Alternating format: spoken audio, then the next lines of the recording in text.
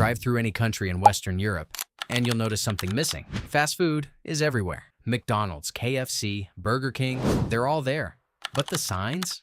They're small, low to the ground. Sometimes just a logo on a building facade. Now, drive through literally any American highway town. You'll see signs that are 60, 80, sometimes over 100 feet tall. Signs so big they're visible from a mile away. Signs that tower over the gas stations, the motels, the trees, everything. Same company, same logo, completely different scale. Nobody talks about this. But once you see it, you can't unsee it.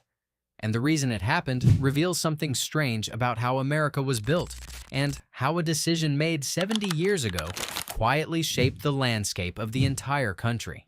Most people assume those giant signs are just aggressive marketing. More visibility, more customers. Simple. But that's not the real story. Those signs, called pylon signs or pole signs, are actually banned or heavily restricted in most of Europe.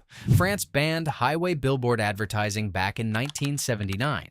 The UK has strict height limits near roads. Japan controls outdoor commercial signage in ways that would make an American highway strip look almost alien by comparison.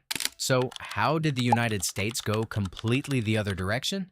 The answer has nothing to do with fast food. It starts with something that happened years before McDonald's put up its first golden arch, and it changed the entire physical shape of the country.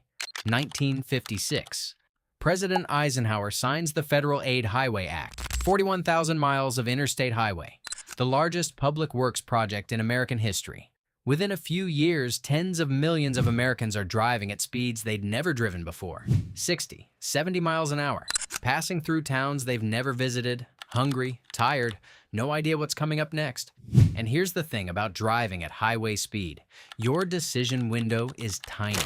At 65 miles per hour, you have about 4 to 6 seconds to see a sign. Read it, decide to stop, and safely reach the exit. 4 to 6 seconds. A small sign at ground level, totally fine in a walkable town, is completely invisible at that speed. You're already past it before your brain finishes reading it. So the signs had to get taller, because taller meant visible from farther away. And farther away meant more time to decide. This wasn't a design choice, it was physics. But here's where it gets really interesting. The highway didn't just create a need for bigger signs, it created a brand new type of American consumer. The highway stranger. Before the interstate era, most people ate at local diners, places with regulars, places someone recommended to you. You went because you'd been before or because you knew someone who had. The highway traveler had none of that. They were passing through a town they'd never seen, with 30 minutes to spare, and zero local knowledge. They didn't want to discover something new. They wanted zero surprises, known price, known menu, acceptable bathroom. That's the entire psychological foundation of the American fast food chain. But that promise is worthless if the driver blows past the exit without seeing the sign. So the chains didn't compete on food, they competed on height. Your sign is 50 feet, mine is 60. You go 70, I go 80. And then something locked this in permanently, not just on highways, but on every commercial strip in every American city. In the 1960s and 70s, as the suburbs exploded, American zoning codes quietly tied sign height to road speed limits. The faster the road, the taller the sign you were legally allowed to build, seemed logical. But it created a feedback loop. Wider roads meant higher speed limits. Higher speed limits meant taller legal signs. Taller signs rewarded businesses set way back from the road with massive parking lots.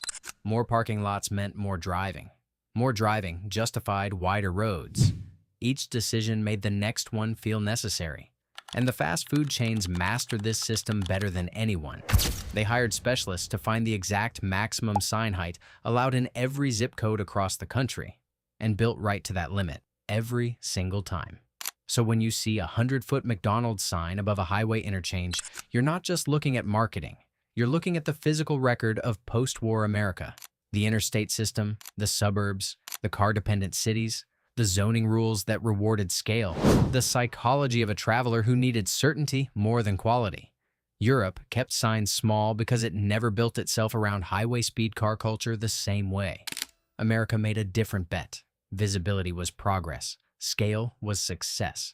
And if you couldn't see it from the highway, it basically didn't exist. And honestly, at 2 in the morning, 6 hours into a drive, exhausted, and you see that Waffle House sign glowing above the tree line, it's kind of beautiful. If you've ever driven through another country and felt like something looked just off compared to home, there's usually a real story behind that feeling. That's what this channel is about. Subscribe.